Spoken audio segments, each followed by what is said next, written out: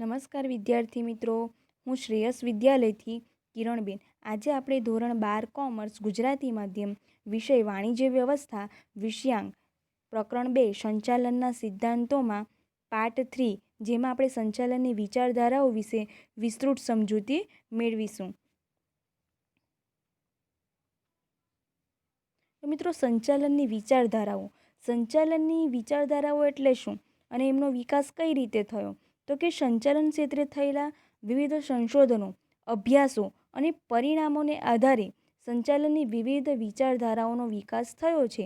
આ વિચારધારાઓમાં અનેક સંચાલન શાસ્ત્રીઓએ અલગ અલગ મત દર્શાવ્યા છે અને અલગ અલગ સિદ્ધાંતો રજૂ કર્યા છે, અને તેથી જ તેમાં અનેક શાખા અને પ્રશાખાઓનો પણ વિકાસ થયો છે, જેને આપણે સંચાલનની વિચારધારાઓ કે અભિગમો તરીકે ઓળખીએ છીએ. તો કે આમ સંચાલનની જે વિચારધારાઓ છે તેનો વિકાસ કઈ રીતે થયો? સંચાલનના જે જુદા જુદા સંચાલન શાસ્ત્રીઓ છે, બરાબર, તેમણે પોતાના વિચારો રજૂ કર્યા, બરાબર, અને તેને સિદ્ધાંત સ્વરૂપે રજૂ કર્યા, અને તેમાંથી જુદી જુદી શાખા અને પ્રશાખાઓનો વિકાસ થયો, જેને આપણે સંચાલનની વિચારધારા તરીકે ઓળખીએ છીએ. તો કે સંચાલનની વિચારધારાઓમાં આપણે મહત્વની વિચારધારાઓમાં નંબર 1 પ્રશિષ્ટ વિચારધારાઓ, નંબર 2 નવપ્રશિષ્ટ વિચારધારાઓ, જેમાં આપણે વર્તનલક્ષી વિચારધારા વિશે પણ ચર્ચા કરીશું. ત્યાર પછી આધુનિક વિચારધારાઓ. તો આ જે 3 મુખ્યત્વે વિચારધારાઓ છે તે વિશે વિસ્તૃત ચર્ચા આપણે હવે કરીશું.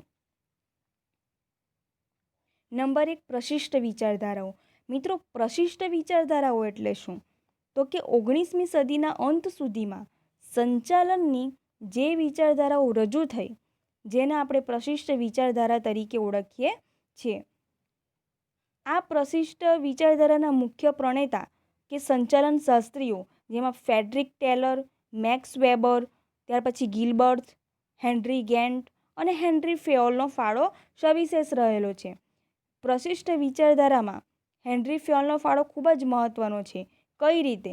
તો કે એમણે વૈજ્ઞાનિક સંચાલનના સિદ્ધાંતો રજૂ કર્યા હતા, બરાબર, અને જેને પરિણામે સંચાલનની વિચારધારામાં પ્રસ્તુત બન્યા. તો કે આ રીતે હેનરી ફેયોલના જે વૈજ્ઞાનિક સંચાલનના સિદ્ધાંતો છે તેને પરિણામે રૂઢિગત પદ્ધતિઓને બદલે સમય ગતિ નિરીક્ષણ દ્વારા વૈજ્ઞાનિક રીતે રજૂ થયેલા અને તે અપનાવવાની તરફેણ કરી હતી. તો આ રીતે હેનરી ફેયોલના જે સિદ્ધાંતો છે, જે મહત્વના 14 સિદ્ધાંતો છે સંચાલનના, એ વિશે આપણે વિસ્તૃત ચર્ચા કરીશું. પરંતુ અહીં માત્ર એટલું જ યાદ રાખવાનું છે કે હેનરી ફેયોલનો ફાળો ખૂબ જ મહત્વનો છે પ્રશિષ્ટ વિચારધારામાં. એમણે જે સિદ્ધાંતો રજૂ કર્યા છે, તો કે તે રૂઢિગત પદ્ધતિનો જે ખ્યાલ છે તેને બદલે સમય અને ગતિ નિરીક્ષણ ઉપર ભાર મૂકે છે, તેની તરફેણ કરે છે. વૈજ્ઞાનિક સંચાલનના અભિગમમાં ફ્રેડરિક ટેલરનો ફાળો પણ સવિશેષ રહેલો છે, અને તેથી જે ફ્રેડરિક ટેલર છે તેમને વૈજ્ઞાનિક સંચાલનના પિતા તરીકે પણ ઓળખવામાં આવે છે. તો કે જે ફ્રેડરિક ટેલર હતા, એમણે જે રૂઢિગત પદ્ધતિ છે તેના જે રૂઢિગત પદ્ધતિમાં પણ હુકમનો નિયમ જે છે તેને બદલે વૈજ્ઞાનિક દ્રષ્ટિકોણ અપનાવવા પર ભાર મૂક્યો હતો, બરાબર. એ રીતે આપણે જોઈએ તો કે ફ્રેડરિક ટેલરે પણ મહત્વના સિદ્ધાંતો રજૂ કર્યા હતા, એટલે એમનો પણ ફાળો સવિશેષ રહેલો છે. વૈજ્ઞાનિક સંચાલનના સિદ્ધાંતના મુખ્ય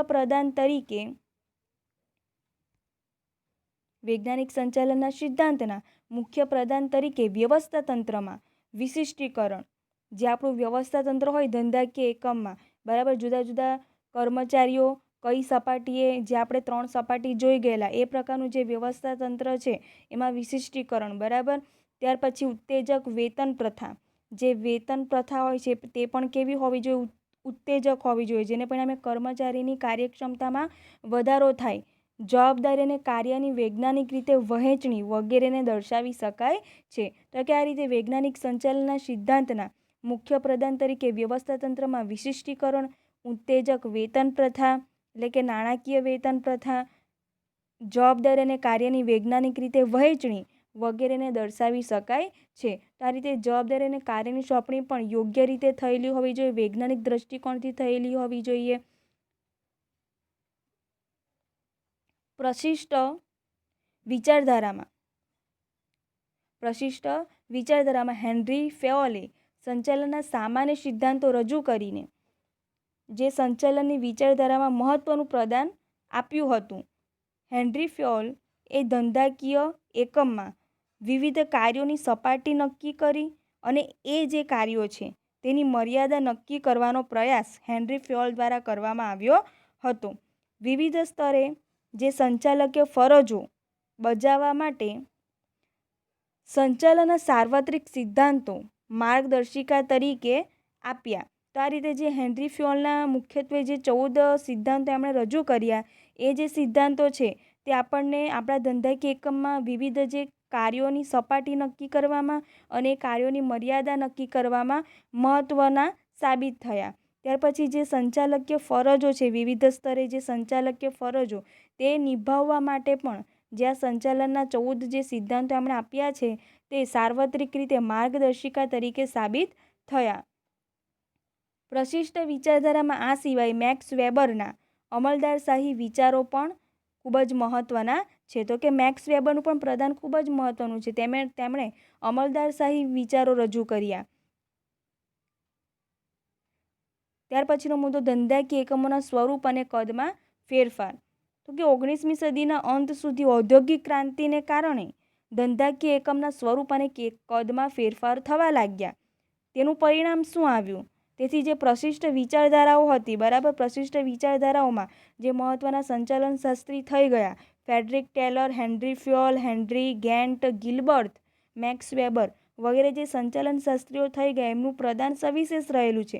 પરંતુ એમ છતાં પણ તેની કેટલીક મુખ્ય મર્યાદાઓને કારણે તેમાં ફેરફાર કરવાની જરૂરિયાત ઊભી થઈ. શા માટે? કારણ કે 19મી સદીના અંત સુધીમાં ઔદ્યોગિક ક્રાંતિ થવાને પરિણામે આ જે પ્રશિષ્ટ વિચારધારા છે તેની પણ મર્યાદાને પરિણામે તેમાં ફેરફાર કરવાની જરૂરિયાત ઊભી થઈ.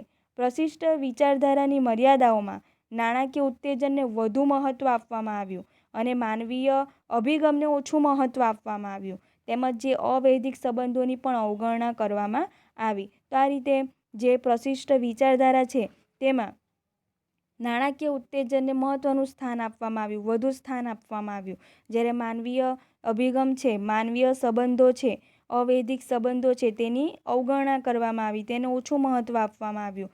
અવૈધિક સંબંધો એટલે કે માનવીય સંબંધો, બરાબર, વિવિધ સ્તરના જે કર્મચારીઓ હોય એમની વચ્ચેના જે સંબંધો છે તેને આપણે અવૈધિક સંબંધો તરીકે ઓળખી શકીએ છીએ.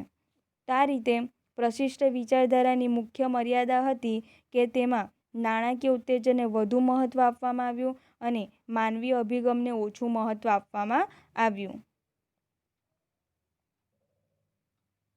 નંબર 2, નવ પ્રશિષ્ટ વિચારધારા. તો મિત્રો, નવ પ્રશિષ્ટ વિચારધારા તો કે જે પ્રશિષ્ટ વિચારધારાની કેટલીક ખામીઓ છે, મર્યાદાઓ છે તેને દૂર કરવા માટે કેટલાક સંચાલન શાસ્ત્રીઓએ તેમાં સુધારો કર્યો અને નવા અભિગમો પ્રસ્થાપિત કર્યા, જેને આપણે નવ પ્રશિષ્ટ વિચારધારા તરીકે ઓળખીએ છીએ. 9 + પ્રશિષ્ટ વિચારધારા એટલે કે જે પ્રશિષ્ટ વિચારધારા હતી તેની કેટલીક ખામીઓ હતી, કેટલીક મર્યાદાઓ હતી, તેને દૂર કરવા માટે કેટલાક સંચાલન શાસ્ત્રીઓએ તેમાં સુધારા વધારા કર્યા અને નવા અભિગમોને પ્રસ્થાપિત કર્યા, બરાબર, નવા સિદ્ધાંતો રજૂ કર્યા, જેને આપણે 9 પ્રશિષ્ટ વિચારધારા તરીકે ઓળખીએ છીએ. 19મી સદીના અંત ભાગમાં ઔદ્યોગિક ક્રાંતિ થઈ, બરાબર, એને પરિણામે એકમો અને ઉદ્યોગોનું સ્વરૂપ અને કદ બદલાયા. તેથી નવી સંચાલનની તરેની જરૂરિયાત ઊભી થઈ. તો આ પ્રકારે નવા સંચાલનની તરેની જરૂરિયાત ઊભી થઈ. શા માટે? તો કે 19મી સદીના અંત ભાગમાં ઔદ્યોગિક ક્રાંતિને પરિણામે એકમોના કદ અને સ્વરૂપમાં ફેરફાર થયા. તેથી નવી સંચાલન તરેની જરૂરિયાત ઊભી થઈ. વર્તનવાદી વિચારધારાને જન્મ. તો કે વર્તનવાદી વિચારધારાને જન્મ આપ્યો કઈ રીતે? 20મી સદીની શરૂઆતમાં, 19મી સદીના અંત ભાગમાં અને 20મી સદીની શરૂઆતમાં ઓસ્ટ્રેલિયન ઔદ્યોગિક મનોવૈજ્ઞાનિક એલ્ટન મેયોના પ્રયોગોએ વર્તનવાદી વિચારધારાને જન્મ આપ્યો હતો. તો કે આ રીતે 9 પ્રશિષ્ટ વિચારધારામાં જે એલ્ટન મેયો હતા એમનું પ્રદાન ખૂબ જ મહત્ત્વનું છે. એમના જે હોર્થન પ્રયોગ હતા એને પરિણામે વર્તનવાદી વિચારધારાનો જન્મ થયો. અને એમનું પ્રદાન સવિશેષ રહેલું છે. તેથી જ તેમને નવપ્રશિષ્ટ વિચારધારાના પ્રણેતા તરીકે પણ ઓળખવામાં આવે છે. તો આ રીતે જે એલ્ટન મેયો હતા, બરાબર, તેમના હોર્થન પ્રયોગોને પરિણામે વર્તનવાદી વિચારધારાનો જન્મ થયો અને તેમને પરિણામે જે નવપ્રશિષ્ટ વિચારધારા છે તેમના પ્રણેતા એલ્ટન મેયોને ગણવામાં આવે છે. વર્તનલક્ષી અભિગમ અને જૂથ વર્તન ઉપર ભાર. નવપ્રશિષ્ટ વિચારધારા સંચાલન અંગે વર્તનલક્ષી અભિગમ અને જૂથ વર્તન ઉપર ભાર મૂકે છે. બરાબર, જે કર્મચારીઓ છે તેમના વર્તનનો અભ્યાસ કરીને એ પ્રમાણે સિદ્ધાંતોનું ઘડતર કરવામાં આવે તો કે કર્મચારીની જે કાર્યક્ષમતા છે તેમાં વધારો કરી શકાય છે અને તેને પરિણામે જે ઔદ્યોગિક એકમો છે, બરાબર, ધંધાકીય એકમો છે તેમની કાર્યક્ષમતામાં પણ આપણે વધારો કરી શકીએ છીએ. તો જે કર્મચારીઓ છે તેમને મહત્તમ સંતોષ પૂરો પાડવો તે વર્તનલક્ષી અભિગમ. ત્યાર પછી જૂથ વર્તન ઉપર, બરાબર, જૂથ વર્તન ઉપર પણ ભાર મૂકે છે. પ્રશિષ્ટ વિચારધારાઓને આધારે જ નવ પ્રશિષ્ટ વિચારધારામાં અવૈધિક વ્યવસ્થાતંત્ર, માનવ વર્તન, માનવ સંબંધો, પ્રેરણા વગેરે તત્વોને ઉમેર્યા. બરાબર, જે પ્રશિષ્ટ વિચારધારાઓ હતી તેની કેટલીક મર્યાદાઓ હતી કે જેમાં અવૈધિક સંબંધોને ધ્યાનમાં લીધા ન હતા, તેની અવગણના કરવામાં આવી હતી. માનવીય સંબંધો પર ભાર મૂકવામાં આવ્યો ન હતો. બરાબર, અને આપણે જોતો કે તેમાં નાણાકીય ઉત્તેજનને જ મહત્ત્વ આપવામાં આવ્યું હતું. એ મર્યાદાને અહીં દૂર કરવામાં આવી. બરાબર, એટલા માટે જે પ્રશિષ્ટ વિચારધારાઓને આધારે જ નવ પ્રશિષ્ટ વિચારધારામાં અવૈધિક વ્યવસ્થાતંત્ર, માનવ વર્તન, માનવ સંબંધો, પ્રેરણા વગેરે તત્વો ઉમેરાયા. એટલે કે માત્ર આપણે વૈધિક વ્યવસ્થાતંત્રને જ નહીં પરંતુ અવૈધિક વ્યવસ્થાતંત્રને પણ મહત્ત્વ આપવું જોઈએ. જે કર્મચારી જે છે તેમને સંતોષ પ્રાપ્ત થશે. જે કર્મચારી છે તે મહત્ત્વની વ્યક્તિ છે, બરાબર, અને એને પરિણામે ધંધાકીય એકમમાં જે ફેરફાર આપણે કરવા જોઈએ તેને પરિણામે.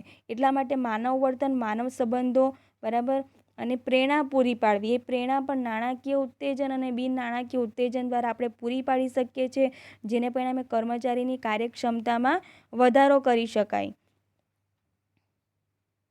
મુખ્ય પ્રદાનકર્તાઓ. તો કે નવ પ્રશિષ્ટ વિચારધારાના મુખ્ય પ્રદાનકર્તાઓમાં મુખ્યત્વે એલ્ટન મેયો, ત્યાર પછી રેઝિન્સ લિક્ટ, ત્યાર પછી હસબર્ગ, ગ્રીસ, મેકગ્રેગર અને માસ્લો એ તેના મુખ્ય કર્તાઓ છે. બરાબર, જે નવ પ્રશિષ્ટ વિચારધારા છે જેમાં મહત્ત્વનો ફાળો આપનાર એલ્ટન મેયો તો હતા જ, એ ઉપરાંત રેન્ઝિસ લિક્ટ, હર્ઝબર્ગ, ક્રિસ ગાર્ગ્રીશ, મેકગ્રેગર અને મેસ્લો જે હતા તેના મુખ્ય પ્રદાનકર્તાઓ હતા. મુખ્ય પ્રશાખાઓ. નવ પ્રશિષ્ટ વિચારધારાની મુખ્ય પ્રશાખાઓમાં માનવ સંબંધો કે માનવ વર્તનવાદી વિચારધારા, સામાજિક તંત્ર વિચારધારા અને સામાજિક વ્યવસ્થા વિચારધારા મુખ્ય છે. તો આ રીતે જે મુખ્ય પ્રશાખાઓ છે નવ પ્રશિષ્ટ વિચારધારાની, એમાં માનવ સંબંધોની વિચારધારા, સામાજિક તંત્રની વિચારધારા અને સામાજિક વ્યવસ્થાની વિચારધારાનો મુખ્ય સમાવેશ થાય છે.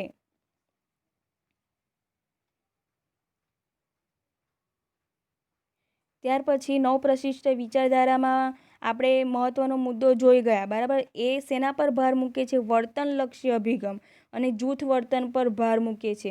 એટલે નવ પ્રશિષ્ટ વિચારધારામાં જ મહત્ત્વનો ટોપિક છે વર્તન સંબંધિત વિચારધારાઓ. બરાબર, તો કે એ વર્તન સંબંધિત વિચારધારાઓ છે તે અંગે જુદા જુદા સંચાલન શાસ્ત્રીઓએ પોતાના મંતવ્યો રજૂ કર્યા છે. તે વિશે આપણે ચર્ચા કરીશું. કુન્ટ્ઝ અને ઓડોનલના મતે, તો કે કુન્ટ્ઝ અને ઓડોનલ જે છે સંચાલન શાસ્ત્રી, એમણે શું કહ્યું છે? તો કે સંચાલન એટલે અન્ય વ્યક્તિઓ પાસે કામ લેવાની કળા. જે સંચાલન એટલે શું? તો કે અન્ય વ્યક્તિઓ પાસે કામ લેવાની કળા, જેને આપણે શું સંચાલન તરીકે ઓળખી શકીએ છીએ. હવે એ જે વ્યક્તિઓ છે તેમની પાસે હુકમથી કામ કરાવવામાં આવે તો તે રૂઢિગત, પરંતુ આપણે વૈજ્ઞાનિક પદ્ધતિ કાર્ય કરવામાં આવે તો જે કર્મચારીઓ છે એમને કાર્ય સંતોષ પ્રાપ્ત થાય અને એમની કાર્યક્ષમતામાં પણ વધારો થાય અને ધંધાકીય એકમ છે તેમની કાર્યક્ષમતામાં પણ વધારો થાય. તો આ પ્રકારે વૈજ્ઞાનિક અભિગમ દ્વારા ધંધાકીય પદ્ધતિમાં ફેરફારો કરવામાં આવ્યા. ત્યાર પછી પ્રોફેસર ઉર્વિક જણાવ્યું છે કે પ્રોફેસર ઉર્વિક દ્વારા જણાવવામાં આવ્યું છે કે તમે તમારા માણસોને સાચવો તો તમારા માણસો બાકીનું તમારું બધું જ સાચવી લેશે. જો તમે તમારા માણસોનો વિચાર કરીને બરાબર યોગ્ય વેતન, તેમને નાણાકીય ઉત્તેજન તો પૂરા પાડો જ છો, પરંતુ સાથે સાથે એમને બિન નાણાકીય ઉત્તેજનો પણ પૂરા પાડો. જ્યાં તે કાર્ય કરે છે તેમને વિવિધ પ્રકારની સુવિધા પૂરી પાડો, તો એ જે તમારા માણસો છે, કર્મચારીઓ છે, તે તમારા ધંધાકીય એકમની જે પણ સમસ્યા છે તે બધી જ સમસ્યા તેઓ સાચવી લેશે. તો કે આ પ્રકારે તમે તમારા માણસોને સાચવો તો તમારા માણસો બાકીનું તમારું બધું જ સાચવી લેશે. ટૂંકમાં વૈજ્ઞાનિક અભિગમ દ્વારા જે કર્મચારીઓ છે તેની કાર્યદક્ષતા વધારવાનો, ત્યાર પછી તેમને તાલીમ પૂરી પાડીને, તેમને જરૂરી માર્ગદર્શન પૂરું પાડીને, દોરવણી આપીને એ જે કર્મચારીઓ છે તેમને કાર્યસંતોષ પૂરો પાડવો અને એ દ્વારા તેમને નાણાકીય ઉત્તેજન પૂરું પાડવું.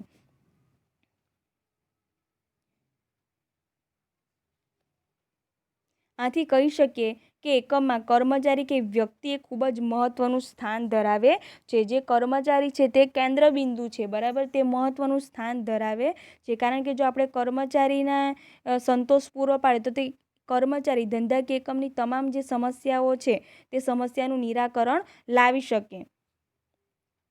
કર્મચારીનું મહત્ત્વનું સ્થાન. ત્યાર પછીનો મુદ્દો આંતરવ્યક્તિ સંબંધોનો અભ્યાસ. સંચાલનનું કાર્ય વ્યક્તિ દ્વારા જ થતું હોવાથી સંચાલનનો અભ્યાસ એ કેવો છે? આંતરવ્યક્તિ સંબંધોનો અભ્યાસ છે, એટલે કે વ્યક્તિ વચ્ચેનો અભ્યાસ છે. કારણ કે જે સંચાલનનું કાર્ય છે એમાં મહત્ત્વનું સ્થાન કોને આપવામાં આવ્યું છે? વ્યક્તિ કે કર્મચારીને, અને એને પરિણામે આંતરવ્યક્તિ સંબંધોનો અભ્યાસ છે. તો કે સંચાલનનો અભ્યાસ એટલે શું? તો કે સંચાલનનો અભ્યાસ એટલે કે આંતરવ્યક્તિ સંબંધોનો અભ્યાસ. સંચાલકીય કાર્યનું મહત્ત્વનું કેન્દ્રબિંદુ એ માનવ વર્તન અને માનવ સંબંધો છે. જે સંચાલકીય કાર્યો, બરાબર, આપણે જોઈ ગયેલા સંચાલકીય કાર્યમાં મહત્ત્વનું જો કેન્દ્રબિંદુ હોય તો તે માનવ વર્તન અને માનવ સંબંધો છે. આથી જ વર્તન સંબંધિત વિચારધારા મનોવૈજ્ઞાનિક તારણોનો ઉપયોગ કરીને કર્મચારી કાર્યસંતોષ અને કાર્યક્ષમતા વધારવા ઉપર ભાર મૂકવામાં આવ્યો છે. તો આ રીતે મનોવૈજ્ઞાનિક તારણોનો ઉપયોગ કરીને કર્મચારીના કાર્યસંતોષમાં અને તેમની કાર્યક્ષમતામાં વધારવા પર ભાર મૂકવામાં આવ્યો છે. વર્તન સંબંધિત વિચારધારા એ શું છે? તો કે વર્તન સંબંધિત વિચારધારા એ મનોવૈજ્ઞાનિક તારણોનો ઉપયોગ કરીને કર્મચારી કાર્યસંતોષ અને કાર્યક્ષમતા વધારવા ઉપર ભાર મૂકે છે. એટલે કે તેમાં માનવ વર્તન અને માનવ સંબંધોનું મહત્ત્વનું સ્થાન રહેલું છે. વર્તન સંબંધિત વિચારધારામાં શેનો સમાવેશ થાય છે? તો કે વર્તન સંબંધિત વિચારધારામાં મુખ્યત્વે આંતરમાનવીય સંબંધો, વ્યક્તિ વચ્ચેના જે સંબંધો છે, કર્મચારી કે વ્યક્તિને મહત્ત્વનું સ્થાન આપવામાં આવ્યું છે. તો કે સંચાલનનો અભ્યાસ એટલે શું? આંતરમાનવીય સંબંધોનો અભ્યાસ, બરાબર, એટલે કે આંતરમાનવીય સંબંધો, અભિપ્રેરણ, કર્મચારીઓ છે તેમને અભિપ્રેરણ પૂરું પાડવામાં આવે, અને નેતૃત્વ, ત્યાર પછી માહિતી સંચાર, ઔદ્યોગિક ઝઘડાઓનો ઉકેલ વગેરે ખ્યાલોનો સમાવેશ આ વર્તન સંબંધિત વિચારધારામાં કરવામાં આવ્યો છે. ઔદ્યોગિક ઝઘડાઓનો ઉકેલ પણ જે કર્મચારીઓ છે તે સરળતાથી લાવી શકે છે. કેટલાક લેખકોના મતે વિચારધારાની મુખ્ય મર્યાદાઓ શું છે? તો કે મુખ્ય મર્યાદા એ છે કે વધુ પડતો મનોવૈજ્ઞાનિક અભિગમ હોવાથી તેમાં આર્થિક પરિબળોની ક્યાંય ને ક્યાંય અવગણના થઈ હોય એમ માનવામાં આવે છે. તો કે કેટલાક ધારાના જે કેટલાક લેખકો છે તેમના દ્વારા એવું માનવામાં આવે છે કે આ અભિગમ જે છે તે વધુ પડતો કેવો છે? મનોવૈજ્ઞાનિક અભિગમ છે, અને તેમાં માનવ સંબંધોને વધુ મહત્ત્વ આપવામાં આવ્યું છે, જ્યારે આર્થિક પરિબળો છે તેની અવગણના કરવામાં આવી છે. ઉત્પાદકતાને ભોગે માનવ સંબંધોની જાળવણી થઈ શકે નહીં. આપણે ઉત્પાદકતા પર પણ ધ્યાન આપવું પડે, આર્થિક પરિબળોને પણ ધ્યાનમાં લેવા પડે, અને સાથે સાથે માનવીય પરિબળોને પણ ધ્યાનમાં લેવા પડે. પરંતુ આ જે વિચારધારા છે તે વિચારધારા મુજબ માત્ર માનવીય સંબંધો છે, મનોવૈજ્ઞાનિક અભિગમને વધુ પડતો મહત્ત્વ આપવામાં આવે છે, જ્યારે આર્થિક પરિબળોની ઉપેક્ષા કરવામાં આવી છે.